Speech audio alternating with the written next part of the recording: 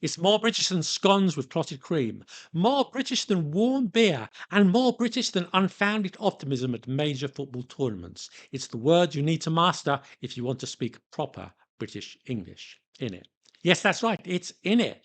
You might think it's just a contraction of isn't it? But let me tell you, there's more to it than that. Today on Let Them Talk TV, we're going to look at when you should and when you shouldn't use in it. Is it bad English?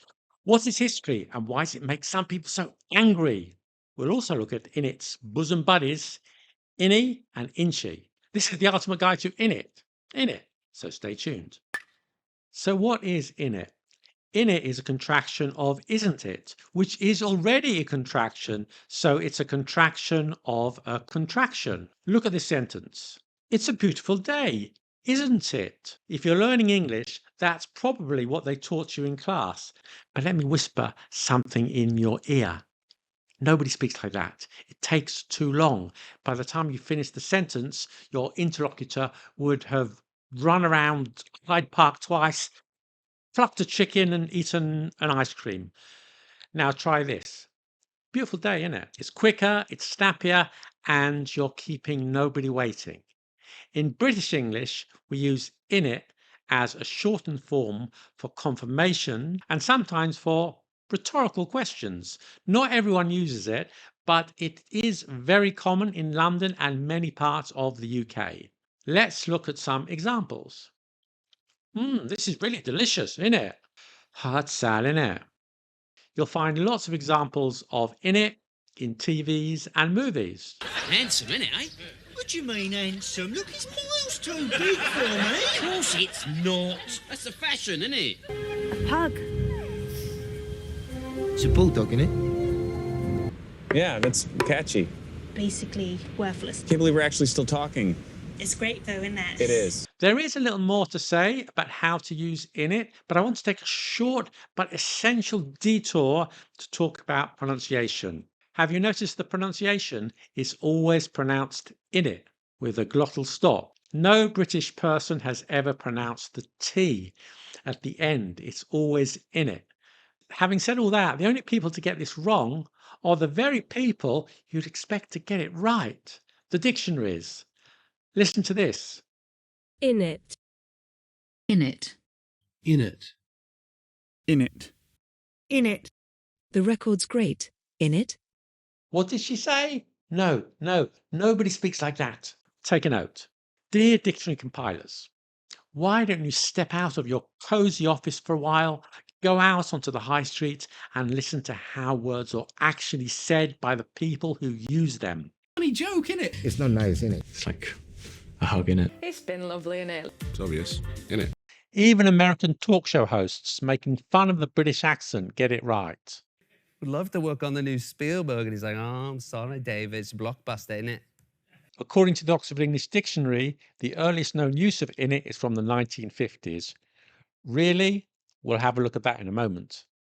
And even worse than that is dictionary.com, who said, and I quote, in it is a shortened form of the phrase, isn't it? In it has roots in the Asian and Jamaican communities in London. This is nonsense. As I said, you find in it being used a long time before there were sizable Asian and Jamaican communities in London. They came mostly after the Second World War. Here's Will Hay in 1938. It's just a police station. Police station? Ha! Well, that's ridiculous, isn't it? This is Sean Connery in one of his first screen roles, Hell Drivers from 1957. He grew up in pre-war Edinburgh, and his accent was not influenced by Jamaican patois. Where you from, mate? Around? That's up north somewhere, eh? Go on. Can't you tell a good Welshman when you hear one? Cardiff, innit, mate? Oh, do you fancy me? No thanks. You prefer old women. Well, that's love, isn't it? Why are the dictionaries so wrong on this simple word? Can't you do your research? You have a team. I'm just one person. Now back to the usage part. There is one context where you must use isn't it, and you cannot use in it. Let me explain. You know question tags, don't you? Well, that's an example of one. Question tags are those short phrases you put at the end of a sentence. For example, you know Sarah, don't you? It wasn't you, was it? You can swim, can't you? There are two types of question tag. One when it's a real question, and the other one when you add the question tag at the end just to reinforce what you've been saying. Beautiful day, isn't it? That's not a question. Everybody knows it's a beautiful day. The sun is shining. The kids are playing frisbee in the park. Grandpa has fallen asleep in the deck chair. Now you can tell if it's a real question or not by the tone. A rising tone signifies a real question. This is the right place, isn't it? A flat tone signifies a statement of confirmation. This is the right place, isn't it? You can only use in it when it's a confirmation. In a question, in it won't work. This is the right place, isn't it? No. But you can use isn't it both in real questions and confirmation statements. You can sometimes start a sentence with in it, but only if the question doesn't require an answer. For example, isn't it strange how he did that? Isn't it obvious that you should subscribe to Let Them Talk TV? But if it's a real question, you need isn't it. Is in it slang? No, in it is not slang. In it is what's known as a spoken or an informal contraction. Isn't it probably evolved into in it because isn't it has three consonants together. Isn't, which some people find inconvenient when speaking quickly. In it is much quicker. In it. There are lots of other spoken contractions that we use all the time, like gonna, wanna, kinda, lemmy, and in all these cases you're removing a consonant to help the flow of the phrase. Spoken contractions are, as the term suggests, correct in spoken English, but they aren't written or not in formal writing anyway. Take gonna, for example. It's perfectly correct in speaking, even in formal English.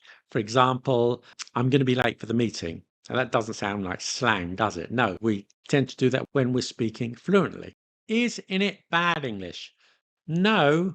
Well, and not exactly. I'll come to that part in a second. Okay, so when in it is a spoken contraction of isn't it, it's perfectly fine and extremely common in British English. I'd go further and say that using it in the right way in it is eloquent. It adds colour to your speech and makes your expression sound more punchy. I know there will be people in the comments who will say that in it is for uneducated or lower class people, but I say no, it's fine. Just people on the words they use and not on whether they drop a consonant in a word. I use it myself, but then again, I'm an uneducated lower class pleb. Ain't I? Answers in the comments. Yes, and we have a video on another much loved and much maligned word, and that is ain't. Check it out here. However, this is the however part. However, there is another way of using in it, which is a lot more controversial. And even I, the most easygoing of language teachers, well, I dare not speak its name. It's been around for, I don't know, the last 20 years or so. I'm not quite sure when it started. And some people have started using in it for all question tags and not just for isn't it. So, for example, you don't know nothing about double negatives in it. No. It should be you don't know nothing about double negatives, do you? You're not from these parts, in it. No, that should be, are you? You're late, in it. No, we haven't finished yet, in it. Mum! No, nothing. I'm just at work, innit?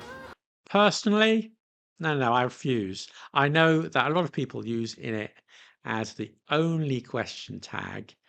And if that carries on, and it becomes standard usage, then, you have to accept it. And that's how language works. Language evolves. It's forever changing. But at this moment in time, it's non-standard speech. I think it's restricted to London.